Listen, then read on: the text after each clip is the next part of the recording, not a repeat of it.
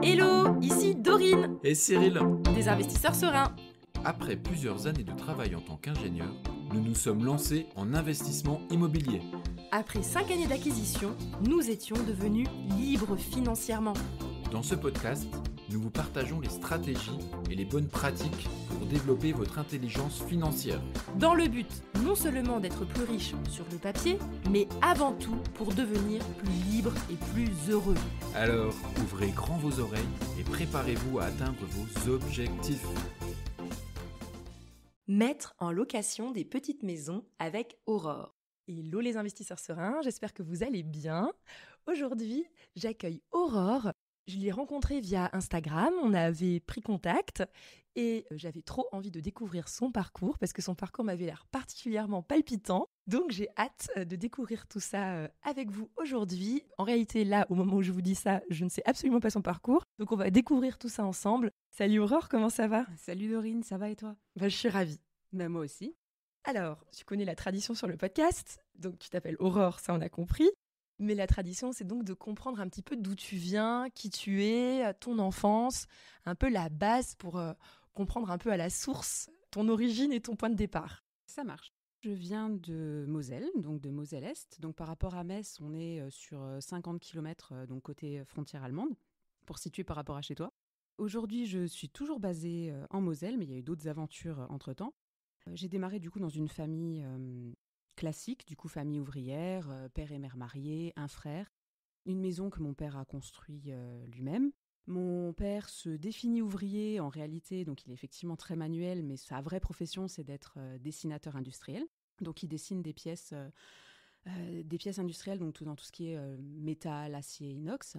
Et ma mère est dans le service à la personne. Donc, en fait, elle a été assistante maternelle. Elle a arrêté de travailler pour s'occuper de nous quand on était petits. Donc, après, c'est là qu'elle est devenue, du coup, nourrice. Et après ça, elle a continué, du coup, en faisant des ménages. Donc, aujourd'hui, elle est femme de ménage à son compte.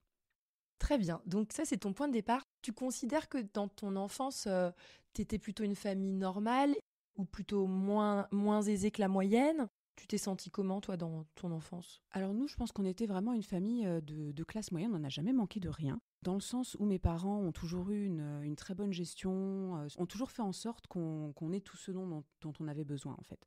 Sans aucune extravagance, mais ils nous ont vraiment appris la valeur des choses. Donc, classe moyenne, mais qui épargne et qui sait qui se la débrouille, valeur des quoi. choses, quoi. Voilà. Ok, qui gère C'est bien ça. son On argent. est partis en vacances tous les ans. On a nos parents qui nous ont payé nos études. Donc, voilà. Ok. Des parents qui ont super bien géré. Ok. Et donc, leurs investissements à eux, c'était d'avoir construit votre maison. Ouais. Est-ce qu'ils ont fait d'autres choses ? Tu les as vus investir ? Alors, oui. Beaucoup plus tard, donc ils ont fait leur maison donc en autoconstruction. Donc c'est aussi de là que j'ai... mon père étant très manuel qui a construit sa maison, c'est de là que moi après j'ai eu aussi mon intérêt pour les travaux. Donc ils ont fait leur résidence principale et le premier investissement il est arrivé très récemment, donc beaucoup plus tard. Ils ont acheté un appartement dans une grande résidence en copro, donc un appartement très classique, mais bon, plutôt, la résidence n'est pas trop ancienne, mais ça reste une grande copro, ils ont tout financé en cash. C'est mon frère, du coup, qui loue l'appart en ce moment, donc disons vraiment l'investissement en bon père de famille, quoi. C'est vraiment ça. Ok. Et ils se sont arrêtés là ? Et ils se sont arrêtés là. Ils Ok. aimeraient bien faire plus, du coup, pour la retraite de mon père qui arrive dans 6 mois, même plus, c'est sur octobre, et on aimerait bien, du coup, faire plus de projets ensemble, mais du coup, d'une autre façon, donc clairement pas avec les erreurs... que eux ont pu faire, c'est voilà. ça. Ok. Donc, toi, t'étais un enfant comment ? T'étais plus maths, plus courir partout, plus... Enfin, c'est quoi tes centres d'intérêt naturels et comment tu t'es projetée quand tu serais grande ? Tu pensais que tu serais quoi ? Oula. Alors, du coup, je dirais que j'étais, en tant qu'enfant, j'étais plutôt généraliste. Donc, du coup, c'est-à-dire que je m'en sortais aussi bien en maths qu'en français. J'avais pas de problématiques ou de centre d'intérêt scolaire très prononcé, même plutôt l'inverse, en fait. J'ai été plutôt partisane du moindre effort et du coup juste de rester une élève en fait moyenne. Rien ne se passait ni très bien ni très mal en fait. C'est-à-dire que tout roulait. Il n'y a pas eu de problématique scolaire particulière. Quand j'étais enfant, du coup, je traînais dans les pattes de mon père et de mon grand-père qui passaient tout leur samedi à faire des travaux. Donc, enfant de type 7-8 ans qui a déjà sa mini-trousse à outils avec 3 clous et un marteau. Et à part ça, du coup, au niveau des centres d'intérêt, c'était beaucoup les amis, en fait. J'étais tout le temps fourrée avec les copines dehors, à découvrir la vie, en fait. Et tu t'imaginais quoi pour toi plus tard quand tu serais grande? Alors, je pense que je me projetais pas jusque-là, en fait. Je pense que ça vient naturellement. J'avais pas de... Si j'avais mon rêve de gosse, c'était de devenir danseuse. Donc, je faisais de la danse, donc je rêvais de devenir danseuse, mais c'était plus un rêve que la réalité. Et du coup, venant d'une famille très classique, disons que j'étais pas du tout partie dans le côté faisons ce qu'on a envie, mais plutôt faisons ce qu'il faut faire pour trouver un métier, pour faire des études. Et du coup, je pense que l'immobilier est arrivé assez tôt, parce que du coup, c'est arrivé au niveau du lycée. Donc, ouais, je suis vraiment passée entre le rêve de devenir danseuse à tu vas faire de l'immobilier, quoi, en gros. Trop bien. Donc, quand tu avais en tête de faire de l'immobilier, c'était quoi? Genre une agence immobilière? Enfin, c'est quoi que tu avais en tête quand tu dis je vais faire de l'immobilier? Alors, je me projetais à travailler dans une agence. Je me projetais pas encore à l'époque chef de quoi que ce soit, directeur d'entreprise. Donc, je m'imaginais plutôt visiter des maisons, vendre des maisons, louer des appartements. Dans mon imaginaire de 18 ans, c'était à peu près là où je me situais, quoi. Ok. Et donc, tu as fait quoi alors au final comme étude? Alors, du coup, je voulais faire mon BTS profession immobilière. On était à l'époque en 2008 et j'avais les écoles, mais c'était en alternance en fait. J'ai pas trouvé l'entreprise parce qu'à 18 ans, au final, tu peux faire le café, mais tu sais pas faire grand-chose. Donc, si tu connais pas quelqu'un qui connaît quelqu'un, tu trouvais pas d'entreprise à l'époque. Donc, ce que j'ai fait, je suis arrivée à la rentrée après le bac, j'avais rien à faire en fait. Et ma meilleure amie m'a dit, tiens, moi je vais en droit. Si ça te dit, c'est la fac, viens avec. Donc, je suis partie en droit. Je me suis dit, quitte à rien faire, autant faire un truc un peu prestigieux. En me disant, je vais faire une année et je verrai comment me réorienter l'année prochaine. Au final, j'ai fait toute la licence. J'ai fait le DUG, j'ai fait ma licence en droit privé. Et à la fin de la licence, j'ai beaucoup apprécié du coup faire tout ce qui était droit des contrats, droit immobilier, droit des successions, droit fiscal. Et je me suis dit, maintenant, il faut que je trouve quelque chose pour revenir à l'immobilier. Et ce quelque chose, parce qu'une fois que tu as fait ta licence en droit, les diplômes en immobilier, à l'époque, c'était uniquement des licences en immobilier. Donc j'avais déjà le niveau licence. Donc il fallait que je trouve quelque chose d'autre. Donc j'ai trouvé un master en notariat et droit patrimonial sur Nancy, en me disant, maintenant j'ai ma licence de droit, le tournant, ça va être d'aller faire notaire. Parce que c'était ce qui se rapprochait le plus, du coup, de l'aspect patrimonial immobilier. Donc je commence mon master 1 en droit à Nancy et en droit patrimonial, droit notarial à Nancy. Et je me rends compte qu'en fait, quand je vais faire mon stage en entreprise, enfin du coup en office de notaire, je m'endors en rendez-vous client. Mais littéralement, je suis incapable de tenir éveillée, ça m'ennuie profondément. Et là, je me dis que ça va pas être possible, c'est pas ça que je vais faire de ma vie. Mais alors, c'est marrant ça.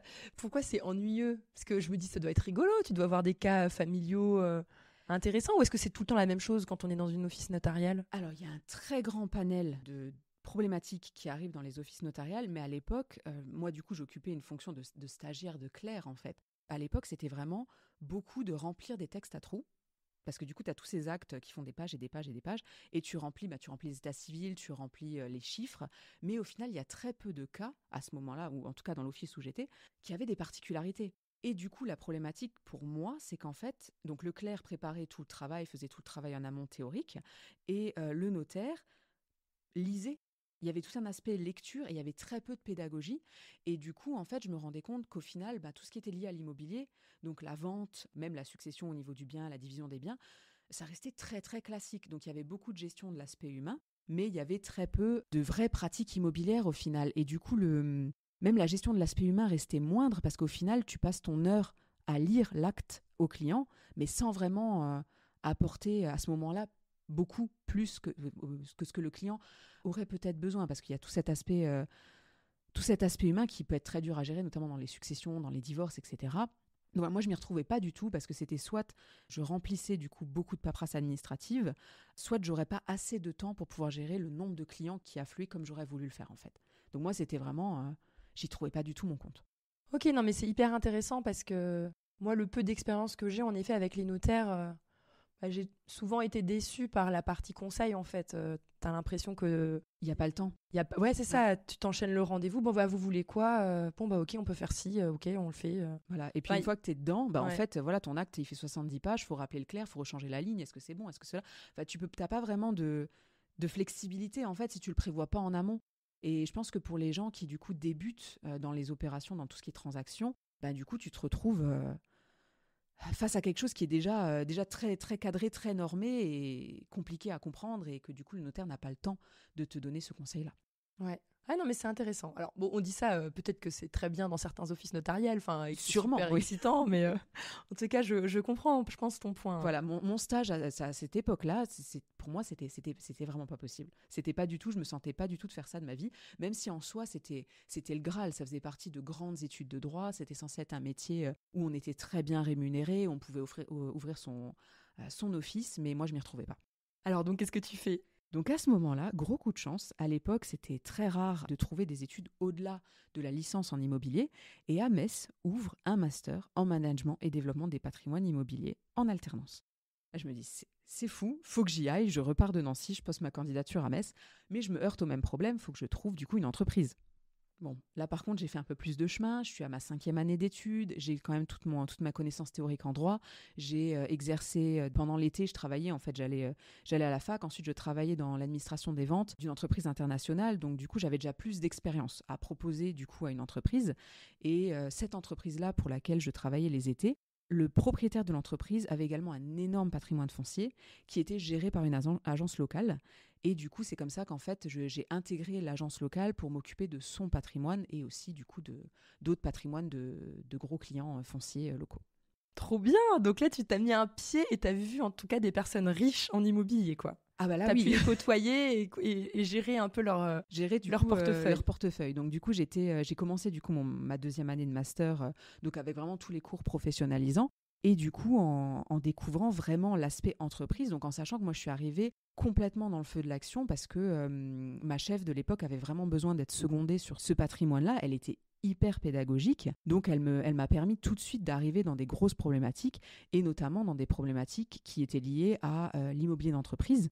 Donc moi, je suis passée directement dans la grosse gestion de patrimoine d'immobilier d'entreprise qui était encore plus complexe que l'immobilier résidentiel. Donc le résidentiel, il y en avait aussi parce que forcément, au niveau des patrimoines, il y avait une mixité en fait des lots. Donc tu avais de tout. Tu avais du locatif, tu avais du locatif social aussi avec tout ce qui était convention ANA et tu avais aussi du coup l'immobilier d'entreprise, donc gros immeubles, gros locataires aussi semi-publics, voire publics. Donc c'était hyper intéressant pour démarrer ma première expérience de professionnelle en immobilier. Ah, c'est génial. Des fois, je me dis, j'ai raté ma carrière. Moi, j'aurais peut-être dû démarrer direct là-dedans.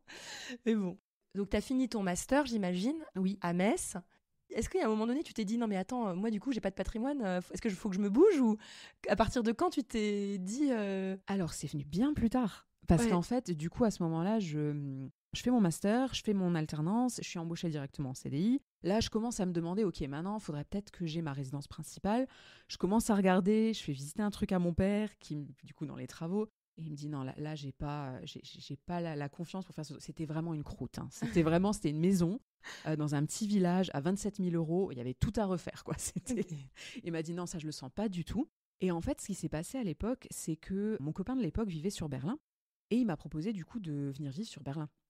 Donc là, j'avais le choix, en fait, entre sortir de ma Moselle natale, où du coup, même avec des études, on démarre quand même avec un salaire qui est très bas, même avec un bac plus 5 et même, du coup, dans la gestion locative grand compte. Donc, du coup, à ce moment-là, j'avais le choix entre rester avec mes acquis en Moselle ou tenter l'aventure. Et je me suis dit, OK, j'ai 22 ans, 23 ans, autant y aller voir ce qui se passe. Donc, je largue tout et je pars à Berlin. Donc je pars à Berlin sans parler allemand, sans vraiment parler anglais, sans aucune connaissance en immobilier local. Donc forcément, à ce moment-là, j'ai dû me réinventer. Donc j'ai dû recommencer ma carrière dans le digital. Donc le fait d'investir, c'est venu qu'une fois que ma carrière dans le digital était en place, en fait. Et donc tu veux dire que tu as complètement changé de métier, en fait? Alors oui, donc du coup, je suis arrivée là-bas sans pouvoir réexercer l'immobilier.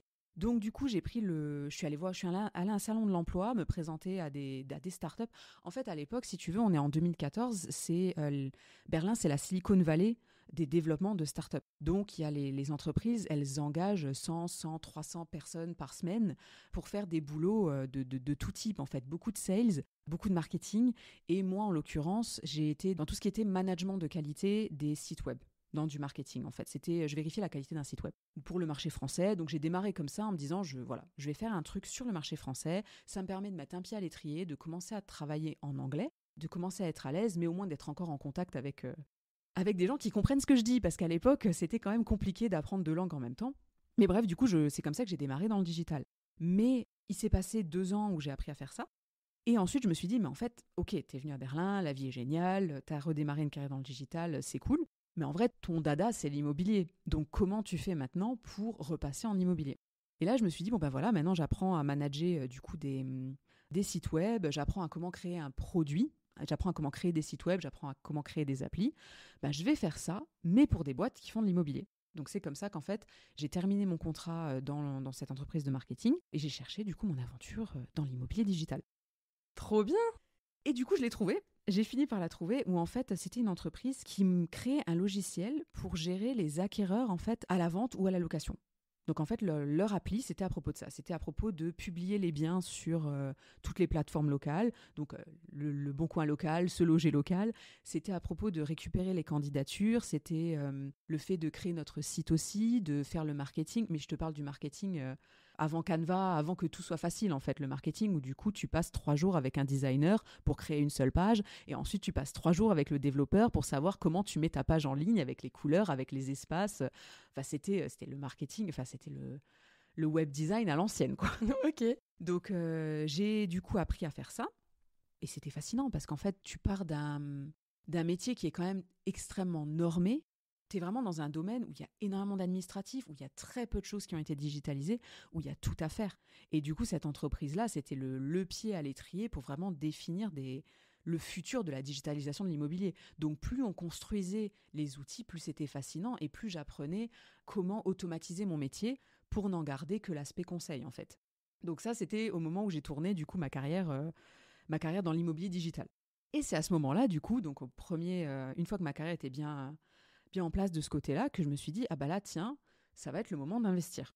Mais d'investir, du coup, pareil, j'hésitais entre si ça devait être ma résidence principale, si ça devait être un investissement locatif, parce qu'il faut savoir qu'à cette époque-là, donc je suis déjà séparée de la personne qui m'a emmenée à Berlin.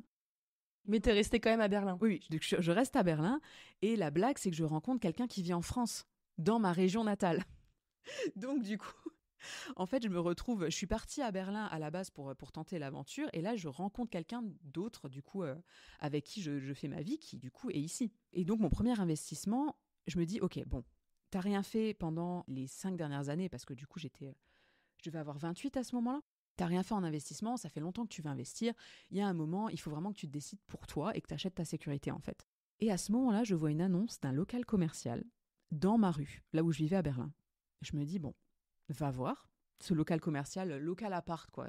C'était encore un local commercial, mais il y avait possibilité de le transformer.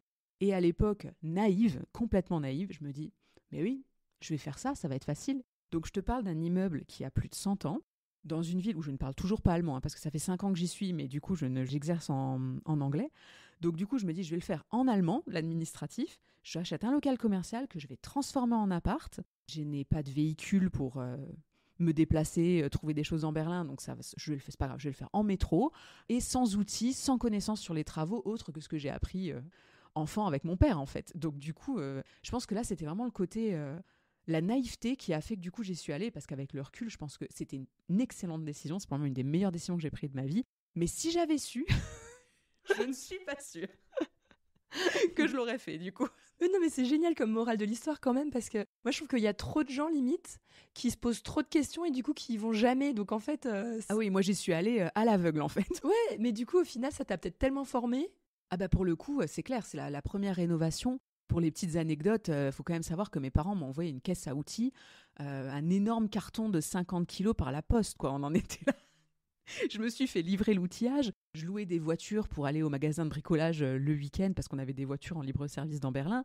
J'apprenais, mais complètement sur le tas. Je négociais avec les artisans qui, en plus, voient débarquer une nana de 28 ans qui parle un allemand dégueulasse. Du coup, c'était vraiment... je me suis dit, mais comment je vais y arriver ? Et en fait, j'ai réussi... Bon, alors clairement par la force morale, hein, parce qu'au bout d'un moment, tu tiens à l'adrénaline, en fait. Mais majoritairement, grâce à mon conjoint actuel, qui du coup est venu tous les week-ends à Berlin m'aider, et tous mes amis du coup qui ont participé à venir me faire du coup de la peinture, de venir m'aider à poser des sols, m'aider avec leurs contacts, s'ils connaissaient un gars qui pouvait me faire un truc où c'était compliqué. Donc en fait, c'est le fait d'avoir mon conjoint et d'avoir mes amis, c'est ce qui m'a sauvée en fait, parce qu'ils me tenaient moralement et ils m'aidaient en fait, ils me poussaient à réaliser le projet en fait. Et tu savais que c'était une bonne affaire quand même ce que tu faisais ou pas? Ouais, alors ça oui, parce que du coup, Berlin, ça a toujours été la folie furieuse en termes de loyer. Enfin, moi je te parle depuis que j'y vis. Il y a eu un moment dans Berlin, comme c'est cette espèce de Silicon Valley européenne, il y a eu une énorme arrivée des cerveaux sur Berlin dans le digital et le marché a fait un pic, que ce soit au niveau locatif ou au niveau à l'acquisition, a fait un bond énorme, à tel point que ça a fait un tel bond qu'il y a eu ce qu'ils appellent un rent cap, un plafond des loyers en fait. Ils ont plafonné les loyers parce que c'était la folie furieuse en fait. Et du coup, il n'y avait plus moyen de trouver où se loger, il n'y avait pas moyen d'acheter non plus parce que c'était beaucoup trop cher. Ce qui du coup fait que je savais que déjà là, on était sur un prix du marché qui était bas par rapport aux autres villes européennes, mais en plus de ça, que ça allait être exponentiel. Donc moi, j'ai acheté à l'époque, c'était un petit local, c'était 39 mètres carrés que j'ai acheté 135 000 euros. Aujourd'hui, c'est un local qui est valorisé à 280. Donc j'ai mis les travaux, mais même si du coup ça m'a coûté peut-être 160 au total, je sais que du coup ça va être une très belle plus-value plus tard. Trop bien. Et t'as réussi à emprunter à la banque en Allemagne? Comment t'as fait? Alors oui, grosse surprise. Donc j'avais mon CDI, donc je savais que je pouvais emprunter. Mais du coup, j'ai trouvé, grâce à mes collègues, j'ai une collègue qui m'a conseillé une courtière. Et du coup, la courtière m'a trouvé, parce que moi, j'arrive de France en me disant, je vais faire un prêt sur 25 ans, je vais rembourser la totalité. Et là, il m'explique que pas du tout, en Allemagne, ça se passe pas comme ça. Et là, je dis OK. Et là, il m'explique le concept du in fine. Bah oui. Mais moi, du coup, le in fine, en tant que Française, ça me parlait pas du tout. Et je me dis, mais pourquoi je rembourse pas mon bien? C'est pas logique, en fait. Ouais, alors, il faut expliquer rapidement aux personnes ce que c'est. In fine, ça veut dire que, en fait, tu payes que les intérêts et c'est au bout de 20 ans ou 25 ans, le jour où tu revends ton bien, que tu rembourses le prêt, en fait. Enfin, c'est ça. Peu importe la durée, ça peut être un in fine en 15 ans. Enfin, je sais là, pas dans c'était combien de 10, temps. du coup. De 10 ans, voilà. Donc en Allemagne, ils sont habitués en fait à faire du in fine et au bout de 10 ans, à soit de repartir sur du in fine, soit de revendre en fait. Et si tu veux pas, bah, tu restes sur ton in fine ad vitam aeternam en fait. Donc du coup, plus ou moins, tu payes jamais. Enfin, tu payes juste tes intérêts. Mais ce qui du coup est pour moi en résidence principale, ça n'avait pas trop de sens parce que je voulais capitaliser.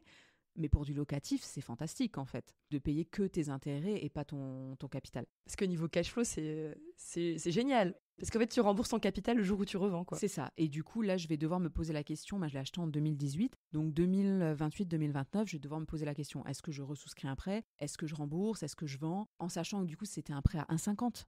Donc, j'ai tout intérêt à garder ça aussi longtemps que parce possible. que tu peux le prolonger en gardant le même taux? Il y a des possibilités de prolonger en gardant le même taux. Ouais. Ah ouais, donc il n'y a pas photo, quoi. Ah ouais. C'est ça. Donc ça, c'était la première opération où en fait, j'y suis allée complètement naïvement, mais c'était probablement la meilleure opération que j'ai faite depuis, en fait. Bah ouais, comme quoi, traîner, ça sert à rien, faut commencer, quoi. C'est ça. Ok. Et du coup, bah après, il y a la suite. Là, à partir de là, donc je me suis dit, j'achète ma sécurité, peu importe ce qui se passe. Au moins, j'ai un appart, que j'y vive, c'est bien, que j'y vive pas, je le mettrai en location. Et là, on est dans une période où, avec mon compagnon, on se dit, OK, on fait quoi? Est-ce qu'il vient à Berlin? Est-ce que je rentre en France? J'ai changé d'entreprise entre-temps. Avec mon entreprise, ça se passe super bien. Donc du coup, ça franchement, ça m'embête vraiment de rentrer, en fait, au final. Et c'est drôle, parce qu'à l'époque, mes parents étaient inquiets que je parte. Et ça se passait tellement bien à Berlin qu'ils étaient inquiets que je rentre, en fait. Et à ce moment-là, je voyage beaucoup pour le travail et je me retrouve à voyager aux États-Unis pendant l'arrivée du Covid. Et on sent qu'il y a un truc qui commence vraiment, vraiment à clocher. Là, je te parle de début mars 2020. Donc nous, on est en voyage pour faire des formations, mais on voit qu'il y a un truc qui ne va pas du tout. Et là, on nous annonce que les frontières américaines vont fermer, qu'il faut rentrer. Je me dis, bon, bah, ok, faut rentrer, je rentre, je passe le week-end en France et je reviens à Berlin, en fait. Sauf que les frontières ont fermé. Donc, en fait, je suis restée en France au moment du Covid. Tout le monde est resté là où il était, en fait. Et les mois ont passé. Et après, ma vie, elle était complètement en France et c'était beaucoup plus logique. Avec mon conjoint, on voulait aussi acheter notre résidence principale. Donc, forcément, c'est comme ça que je me suis retrouvée à rentrer. Donc, du coup, je travaille toujours quand même pour mon entreprise actuelle, mais du coup, complètement en télétravail depuis. Et avec mon conjoint, on s'est dit, maintenant, ça y est, lui, il a son appart. Moi, j'ai mon appart à Berlin, on va se trouver un truc pour nous. Donc, c'est là qu'on a acheté notre résidence principale, du coup, près de la frontière luxembourgeoise. Pareil, tout a rénové. Donc, cette fois, on a rénové donc, avec nos parents, donc tous les deux. Donc, la première fois, donc, il est venu m'aider et cette fois-là, c'était vraiment notre projet à nous. On a tout fait. tout fait, alors sauf l'électricité, mais le reste, on a refait de la plomberie, on a refait les murs, on a refait les sols, on a fait la salle de bain, on a fait la cuisine, on l'a fait poser. Mais de A à Z, on a tout réinstallé dans notre maison. Et du coup, c'était notre troisième bien. Donc, on avait déjà nos deux premiers biens, nos deux premiers appartes, tous les deux qu'on avait mis en location. Alors, quand tu dis vos deux premiers apparts, c'était chacun, vous en aviez un. Voilà. Et on a pu les garder tous les deux pour réemprunter, du coup, à l'époque. Donc là, on parle Et le sien, il est aussi à Berlin? Alors non, le sien, du coup, il est complètement... il a toujours été basé, du coup, en Moselle. Donc, le sien, il est aussi à la frontière luxembourgeoise. Et du coup, c'était son premier appartement. Par contre, là, du coup, on est sur une résidence neuve. Donc, on a mis mon appart à Berlin, je l'ai mis en meublé. Son appart dans le coin, on l'a mis, du coup, en longue durée. Et d'ailleurs, en comparaison de fiscalité entre l'Allemagne et la France, comment ça se passe en Allemagne? Alors, en Allemagne, c'est comme je fais du meublé, c'est à peu près pareil. C'est-à-dire que sur tes revenus, tu es taxé plus qu'en France. Mais sur l'immobilier, si tu fais du meublé, tu peux amortir.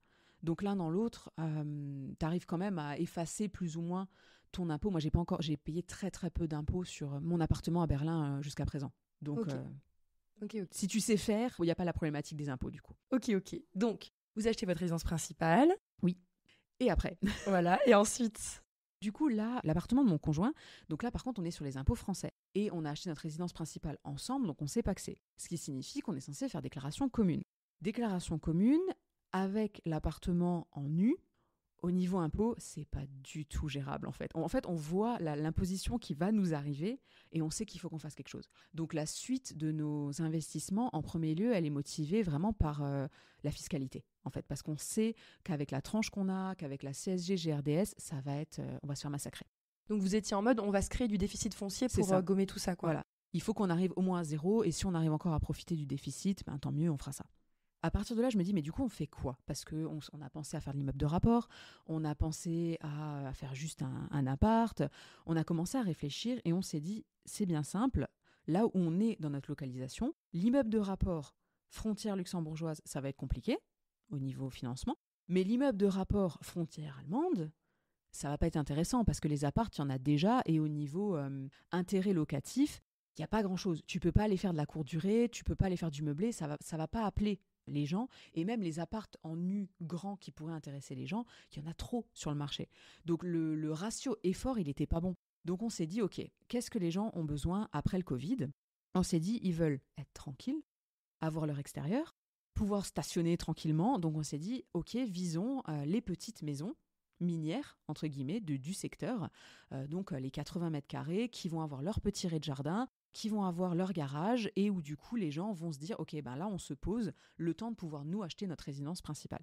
Donc on a cumulé, en fait on est allé un peu on a pris le contre-pied de toute cette tendance je vais faire du petit meublé étudiant en se disant non, nous on va faire de la rénovation du patrimoine, on va trouver des maisons que les gens ont envie d'habiter pour une durée moyenne et où en fait les gens vont sortir uniquement quand ils vont eux-mêmes acheter leur résidence. Donc du patrimoine qui en même temps sera liquide, parce que du coup, la petite maison, ça se revend très facilement, mais où on peut faire des travaux, ça sert au niveau rénovation énergétique, ça sert au niveau du patrimoine français. Pour nous, c'est hyper gérable pour la vente, et pour les gens, c'est hyper intéressant.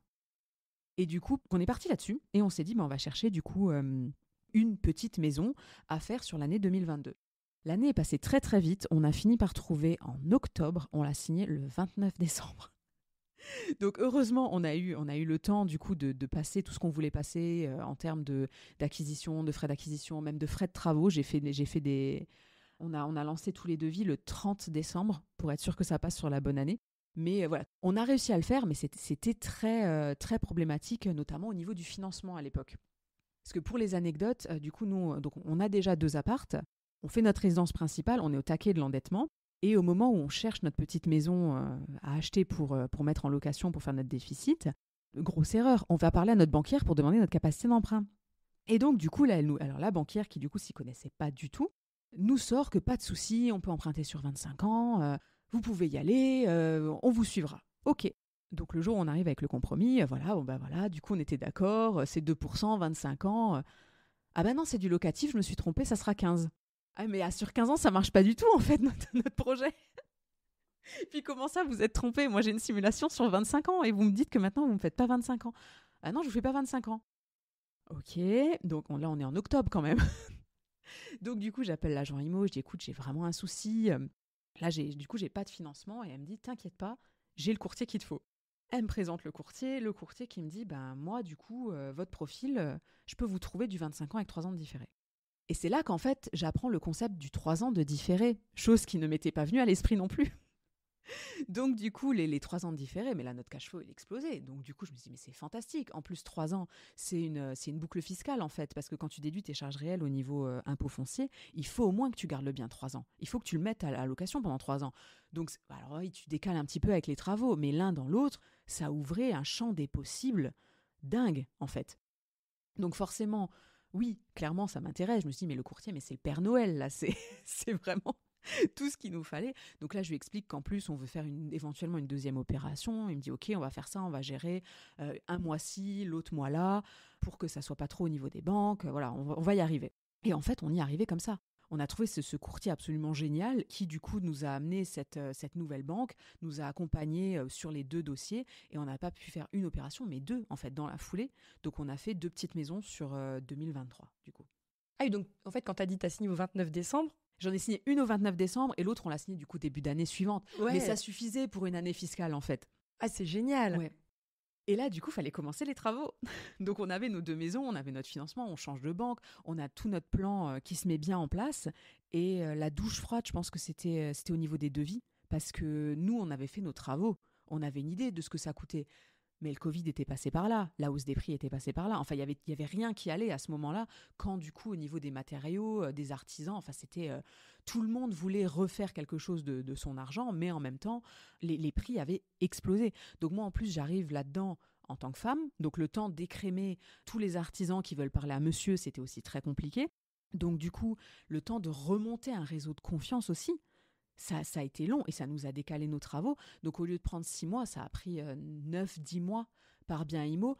C'est pas grave par rapport au cash flow, mais c'est vrai que du coup, on a aussi le recul maintenant, le réseau pour faire plus vite sur les prochains.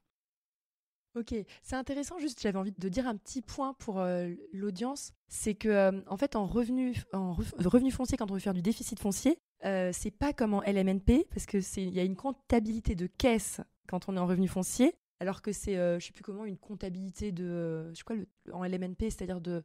LMNP, t'amortis tes travaux. Du coup, en déficit, tu les déduis tout de suite. Ouais, mais ce que je veux dire, c'est qu'en fait, quand tu es en LMNP, tu peux avoir une facture datée du 30 décembre, c'est bon, elle compte sur l'année. Oui. Alors qu'en revenu foncier, pour faire du déficit, il faut avoir décaissé. C'est-à-dire il faut... même si tu fais un chèque et que l'artisan il préfère l'encaisser l'année d'après, bah là, tu es mal barré parce que tu peux pas utiliser le déficit sur l'année. Il faut que ce soit décaissé. C'est pour ça que voilà. Ouais. Enfin, je le précise c'est intéressant de comprendre cette nuance. Oui, quand je dis du coup au 30 décembre, j'ai décaissé. Au 30 voilà, décembre. en 30 décembre, elle a dû décaisser pour pouvoir le compter sur l'année. C'est ça. Alors qu'en LMNP, tu peux avoir la facture et compter sur l'année, même si tu as payé que l'année d'après. C'est ça. Enfin, c'est intéressant, je pense, pour les gens de faire la différence. Comprendre cette petite nuance. Ok, j'en profitais. Je sors ma science de ce que j'apprends là dans mon master. Donc, ok. Ouais. Alors, je sais plus où on en était. Donc là, tu as acheté 2 maisons. Voilà, donc on a en 2022, maisons, début 2023. On galère à trouver du coup des artisans de confiance. Alors maintenant qu'on les a, c'est... La vie est belle, du coup. Ah ouais, non, mais c'est clair. Vraiment, ça change la vie. Et du coup, donc on démarre les travaux. On démarre avec des complexités. Alors pour le gag, la première maison, je fais venir plusieurs électriciens qui me font des devis, mais de fou. Et en fait, un truc que je n'avais pas pensé, et du coup, un conseil du coup que je partage, comptez les prises dans les pièces. Parce qu'en fait, quand on est venu faire les devis avec les artisans et avec les électriciens, je me suis rendu compte qu'il n'y avait qu'une seule prise par pièce. Une seule. Et en fait, une seule prise par pièce, ça veut dire qu'il va falloir d'autres prises. Et pour d'autres prises, il faut replaquer des murs, il faut replaquer des plafonds, il faut saigner des murs, il faut refaire toutes les tapisseries. Donc, c'est plus du tout la même enveloppe travaux quand du coup, il n'y a pas possibilité de passer par un réseau déjà existant. Donc, l'électricité, ça, on s'est fait... On s'est dit, c'était un des postes les plus chers. On s'est dit, on va réduire ça en faisant du coup une partie des travaux nous-mêmes, donc en faisant les saigner dans les murs nous-mêmes. Pareil, la naïveté, je suis allée acheter une rainureuse à 50 € sur le Bon Coin en me disant, mais je vais les faire, moi, mes rainures dans les murs. Très, très mauvaise idée de faire ça. Non, vraiment, il y a des travaux, il faut laisser faire. Hein. Même quand on aime faire, si on n'est pas équipé, si on ne sait pas faire, des fois, il faut juste déléguer. Mais c'est marrant parce que je pense que alors tu me dis si je me trompe, mais tu as eu une culture de faire les travaux soi-même. C'est ça. De par ton père. Oui. Et donc, quand tu as acheté ton local commercial à Berlin... C'était, je voulais faire les 3/4 moi-même, quoi. Ouais, voilà, parce que c'était ton logiciel, en fait. C'est ça. Et comment tu as fait pour tout doucement transformer le logiciel en disant, en fait, la vie, c'est aussi de déléguer pour pouvoir avancer plus vite ou... Enfin, comment tu as évolué par rapport à ça au fil des années? Alors, la problématique, c'était vraiment une question de temps, parce que du coup, ce que les artisans vont faire la semaine, toi, tu le fais le week-end, en fait. Alors déjà, tu le fais moins bien, parce que forcément, t'as pas appris à le faire, t'as toute une phase d'apprentissage. Mais en plus de ça, du coup, toi, t'as que tes week-ends. Donc, il se passe 5 jours, toi, tu viens le week-end et il suffit, tu vas sur un chantier, il y a toujours un problème, il manque un truc, il y a un truc qui se passe mal. Et ça décale, et ça décale, et ça décale. Et au final, le fait de décaler tes travaux dans le temps, tu décales tes rentrées de loyer, en fait. Donc, au bout d'un moment, ça n'a plus aucun sens. Donc, après, moi, j'ai trouvé un entre-deux. À un moment donné, j'avais pris du sans solde à mon entreprise pour pouvoir avoir du temps pour moi, pour aller accélérer les travaux. Parce qu'il y a des choses qui, même si ça te prend du temps, vaut mieux les faire toi-même. Donc voilà, j'ai trouvé un juste milieu entre ce que je devais déléguer et ce que je gardais pour moi. Mais à terme, si tu peux pas y allouer ton temps en semaine et que de toute façon tu le fais moins bien, délègue. Ouais. Mais c'est une bonne conclusion. Ok, donc vous avez fait ça et donc vous avez mis en longue durée ces petites maisons. C'est ça. Donc nickel, vous avez mis en place votre déficit foncier. Voilà. Pour pallier un petit peu à l'imposition du premier bien qui était justement l'appartement de ton compagnon. Voilà. Mais le problème, c'est que du coup, ça devient exponentiel parce que du coup, effectivement, tu as tes travaux, mais tu vas rajouter les loyers de tes maisons. Bah ouais. Et en fait, c'est là où du coup, c'est pour ça aussi qu'on veut voir pour faire des opérations complémentaires, mais il y a un moment où il faudra aussi boucler la boucle et changer de stratégie. Ouais, parce que là, tu rentrais dans la course au déficit. Voilà, tu t'arrêtes plus en fait.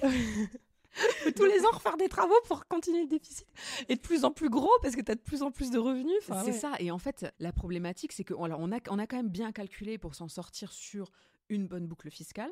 Donc ça, c'est cool. Mais tu peux pas non plus faire des travaux pour le principe de faire des travaux. En fait, au bout d'un moment, ton estimation du bien, elle est plus cohérente.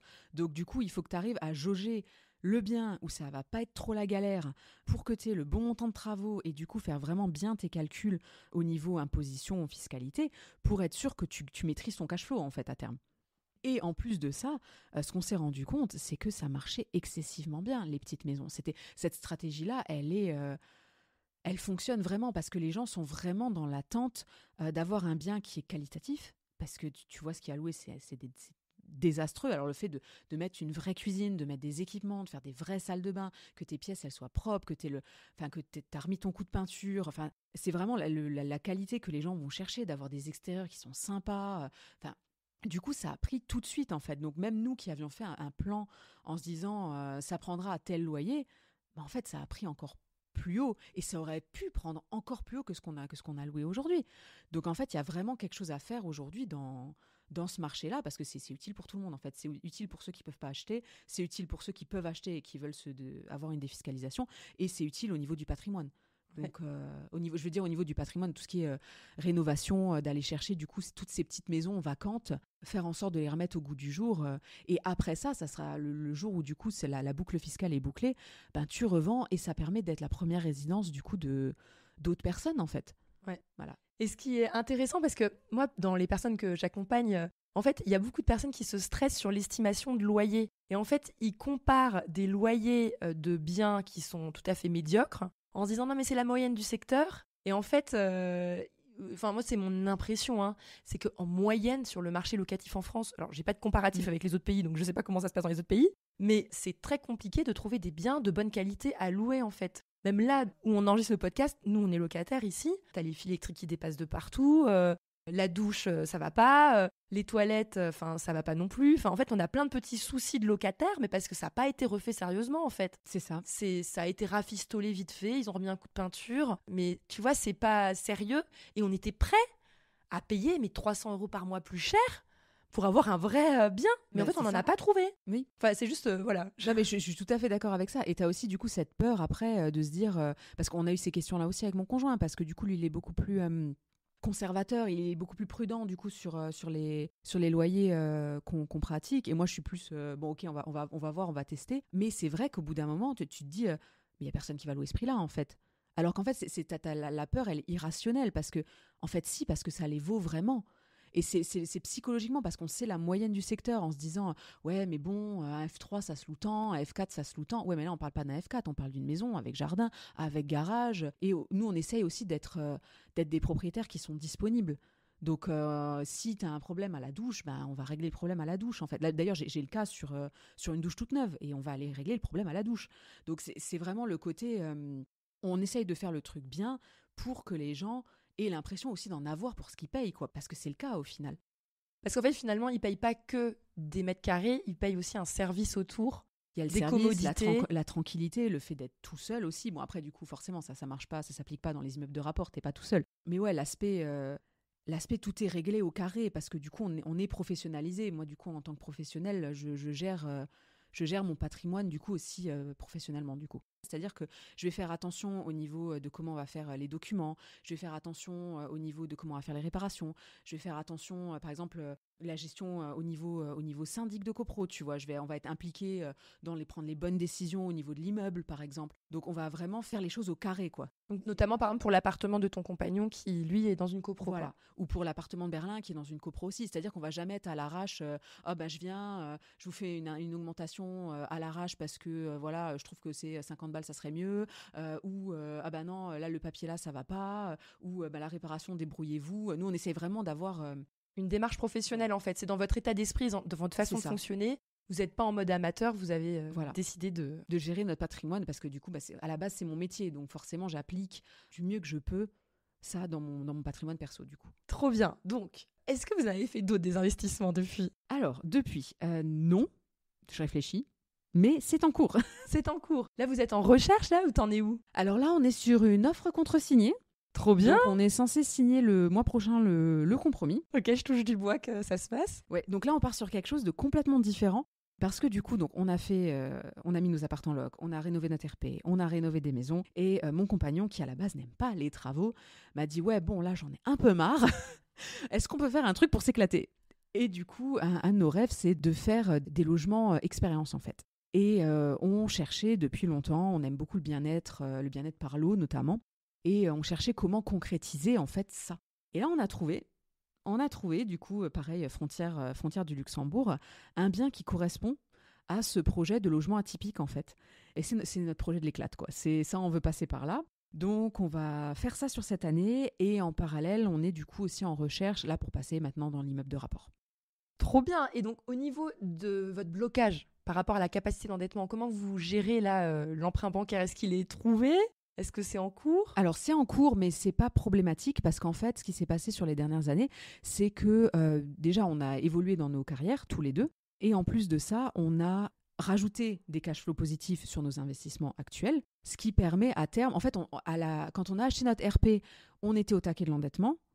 Et avec les différents événements des 2 dernières années, en fait, maintenant, on a encore de la marge. Donc, aujourd'hui, on n'a pas de problématique, on est sous le taux d'endettement. Et après, on contournera via des SCI. Mais aujourd'hui, on a encore la capacité d'acheter en nom propre. Trop bien. Ok. Je crois qu'on a fait un beau tour. Moi, je veux bien maintenant que tu me parles un petit peu de ta vision long terme, de ta carrière. Parce que là, tu es toujours aujourd'hui en CDI, encore dans du monde digital, j'imagine ? Oui, alors digital pour une partie. Et maintenant, mon métier a plus évolué vers tout ce qui est définition de procédés métiers. C'est-à-dire que du coup, j'aide à définir comment effectuer certaines tâches plus facilement ou plus rapidement, ou à les automatiser pour du coup libérer plus de temps pour réfléchir en fait, plutôt que pour faire de l'administratif pour tout ce qui est pour nos équipes. Donc ça, je le fais aujourd'hui. Là, aujourd'hui, je suis en congé maternité, ça se finit bientôt. Mais je prends un parental à mi-temps parce que du coup, je veux quand même garder cette activité avec ma société parce que ça se passe hyper bien. Mais en parallèle, j'ai énormément d'idées aussi pour développer mes propres activités en parallèle de mes investissements. Donc sur le long terme, aujourd'hui, ça se passe très bien où je suis. J'ai toutes ces idées-là, du coup, pour développer des activités en rapport avec accompagner les personnes ayant investi vers l'autogestion et bien évidemment me libérer du temps, du coup, pour ma fille. Parce que la vraie liberté, au final, c'est ça, c'est d'avoir le temps de faire ce que tu as envie. Donc, voilà, donc travailler de plus en plus mes investissements, ma propre offre à moi pour arriver à un moment donné à être libre de choisir de travailler ou pas. Trop, trop bien. Et est-ce que tu proposes des services ou des choses que les auditeurs, ça pourrait les intéresser ou pour l'instant, il n'y a pas encore quelque chose C'est en cours d'ouverture en fait. Du coup, j'ouvre une société qui s'appelle Atout Gérance. où du coup je vais accompagner du coup les particuliers vers l'autogestion. Donc du coup dans le sens où il y a beaucoup d'investisseurs qui du coup investissent parce que c'est entre guillemets, c'est typiquement français, on veut créer son patrimoine, donc du coup, on va aller investir, et c'est une énorme décision, et en fait, les gens font ce pas, passent le cap d'investir, et après, il y a l'après. Et souvent, on est coincé, entre guillemets, dans soit de choisir, du coup, de tout déléguer à une agence, soit de se débrouiller soi-même. Et en fait, moi, j'aimerais proposer en fait un entre-deux, en fait. J'aimerais proposer la possibilité aux gens qui, du coup, ont 1, 2, 3 ou plusieurs lots dans la mesure de leur possible, de pouvoir apprendre à gérer sereinement leur lot, en fait. Parce qu'en vrai, si le choix de l'investissement a été fait de telle façon, entre guillemets, de la bonne façon, il y a 1 million de façons de faire, mais la bonne façon pour la personne, mais si du coup tu gères bien ton invest de sorte à ce que tu choisis un bien où tu rénoves bien, où tu n'as pas trop de problèmes, ben en fait, en soi, la gestion de ton bien, elle doit rouler. Si tu as bien appris à choisir tes locataires, tu n'as pas grand-chose à faire pendant l'année. Tu n'es pas censé être surpris constamment par des problèmes.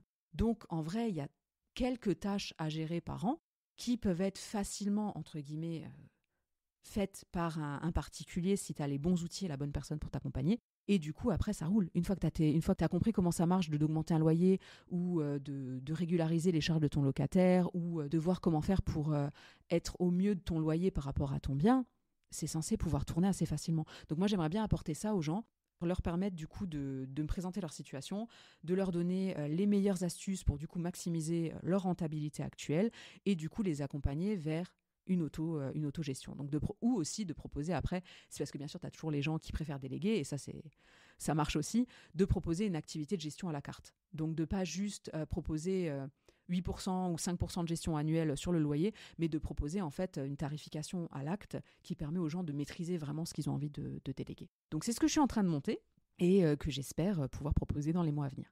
Donc peut-être d'ici le podcast. Trop bien, ouais. De là qui sortent, je sais pas encore quand est-ce qu'il va sortir, mais bon, ok. Donc en conclusion, si jamais les personnes veulent prendre contact avec toi, par où est-ce qu'elles peuvent prendre contact avec toi, par exemple ? Par Instagram, donc du coup sur Atout Gérance, donc Atout-Gérance. Très bien. Je mettrai le lien dans la description. Ça marche. Si jamais vous êtes intéressé par tout ce qui est gestion et tout ça. Ok, bah merci beaucoup Aurore, je pense qu'on a fait le tour. J'essaie de réfléchir, mais je pense qu'on est pas mal. Bah là, on en est là et on verra après du coup, selon les invests, qu'est-ce qui se passe pour la suite. Et ça m'intéresse quand même parce qu'il y a 2-3 petits points qu'on n'a peut-être pas creusés. C'est est-ce que tu as toujours réussi à faire des opérations à cash flow positif avec tes petites maisons ? Ça, oui. C'est possible du coup. Ah, c'est tout à fait possible en fait. Parce que du coup, alors c'est sûr qu'avec la hausse des taux, c'est plus compliqué. Mais nous, par exemple, pour donner un ordre d'idée, on a un taux à 2,75 et ça passe bien, ça passe large, en sachant que du coup, on a loué à prix raisonnable. Donc même pas tant à prix de marché. Ah ouais. Donc du coup, tu fais le ratio, si les taux en ce moment sont à 3,55, qu'on descend un petit peu sur le temps d'acheter ton truc, de faire tes travaux, de renégocier ton prêt bancaire, le marché aura encore évolué. Je pense que dans le secteur, ouais, c'est faisable. Ouais. Sur les petites maisons du coin, il y a possibilité d'avoir des cash flows positifs. Ouais. Ok. Et c'est quoi tes astuces de recherche de bonnes affaires ? Parce que tu as l'air de bien te débrouiller pour trouver des bonnes affaires. Enfin, comment tu t'y prends ? Tu négocies fort ? Ou c'est juste parce qu'il y a beaucoup de travaux que personne ne le veut, donc du coup, tu arrives aussi à te positionner grâce à ça ? Alors, il y a 2 choses. Donc, sur le parc privé, il y a le fait de regarder, du coup, effectivement, les biens moches. Clairement, il faut aller chercher le bien moche. Qui, par contre, est sur dalle. Toujours être sur dalle, parce que du coup, c'est...